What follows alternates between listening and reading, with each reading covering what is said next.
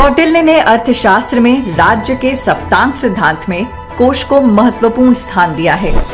एक समृद्ध अर्थव्यवस्था के लिए राजस्व का होना कितना आवश्यक है, इसका अनुमान इसी बात से लगाया जा सकता है कि सरकार कर प्रणाली में सुधार करने की दिशा में सदैव कार्यरत रहती है।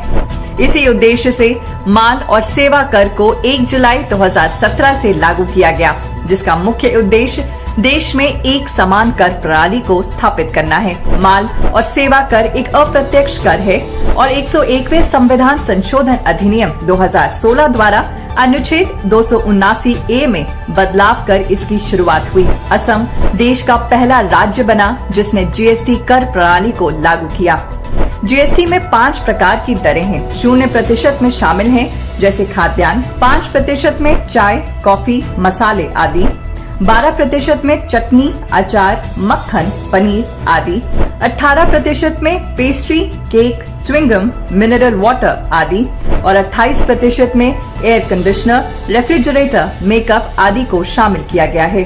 जीएसटी में लगभग 17 प्रकार के पुराने करों को सम्मिलित किया गया है, जिससे कर संग्रह की व्यवस्था सरल और प्रभावी बन सके। साथ ही जीएसटी चोरी करने वालों के लिए 5 वर्ष की सजा का भी प्रावधान है। अक्टूबर 2022 में 1.50 लाख करोड़ रुपए से अधिक का सकल जीएसटी राजस्व संग्रह दर्ज किया गया, जो कि दूसरा सबसे बड़ा मासिक संग्रह है। इससे पहले अप्रैल 2022 में सकल जीएसटी संग्रह ने 1.68 लाख करोड़ रुपए का अब तक का सर्वाधिक आंकड़ा छुआ था। जीएसटी लागू हो जाने के बाद देश में कर के ऊपर कर लगने की प्रणाली को समाप्त कर दिया गया है, जिससे अर्थव्यवस्था में तेजी से सुधार हो रहा है।